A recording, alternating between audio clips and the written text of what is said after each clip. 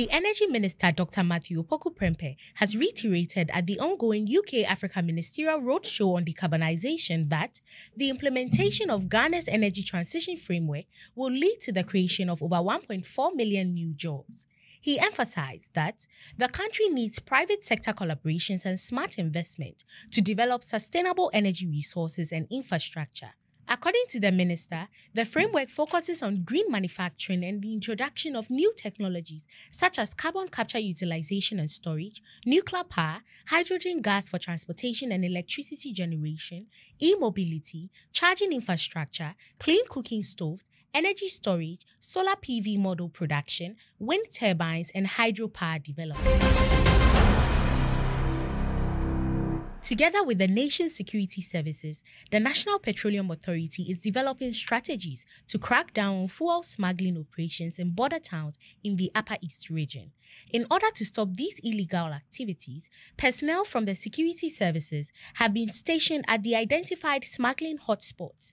These are in areas along the border, including communities such as Pinda in the Kasena-Nankana municipality, Nakolo in the Kasena-Nankana West District, Kulungugu in the Pusiga District, Nyangnya in the Kasena-Nankana municipality, Bongoso in the Bongo District, and others. NPA's Chief Executive, Dr. Mustafa Abdul Hamid, has initiated these measures to stop the illegal activities. Upper East Regional Manager of NPA, Bashiru Naktoma, told media during the weekend in Bolgatanga that the initiative has enhanced the sale of high-quality gasoline supply in the aforementioned area. He promised that the NPA will make sure that Ghanaians and its customers in Burkina Faso, Togo, Mali, and Niger would always have access to high-quality petroleum products. In a joint venture to build renewable energy projects in Turkey, Renaissance Energy, TotalEnergies, and Renaissance Holding have signed a contract under which TotalEnergies will purchase a 50% stake.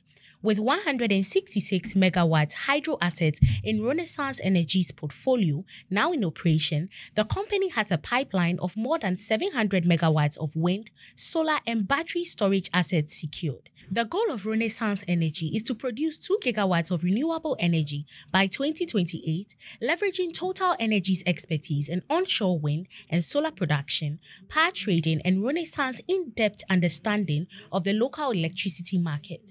According to TotalEnergies, these initiatives will help the integrated power business unit hit its double-digit profitability goals and are in accordance with its ambition to establish itself as an integrated player in the energy market by capitalizing on price volatility.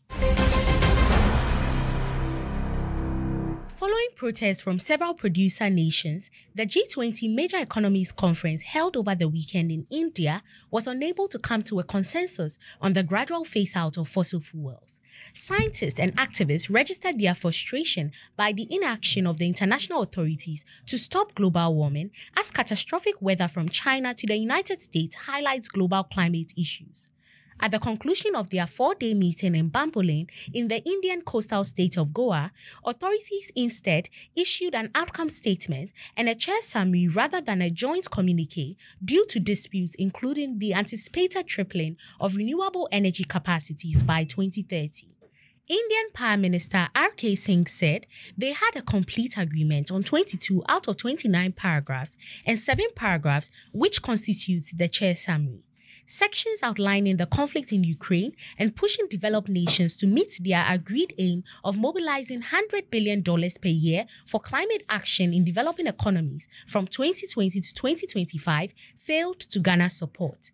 The use of fossil fuels became hard-heated conversations during the day-long meetings, but officials were unable to agree on how to stop their unabated usage and clashed over how to phrase the plan to reduce emissions.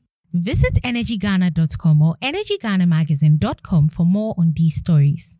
Energy Brief is proudly brought to you by Airport View Hotel. Energy Ghana TV. Local in focus, global in perspective.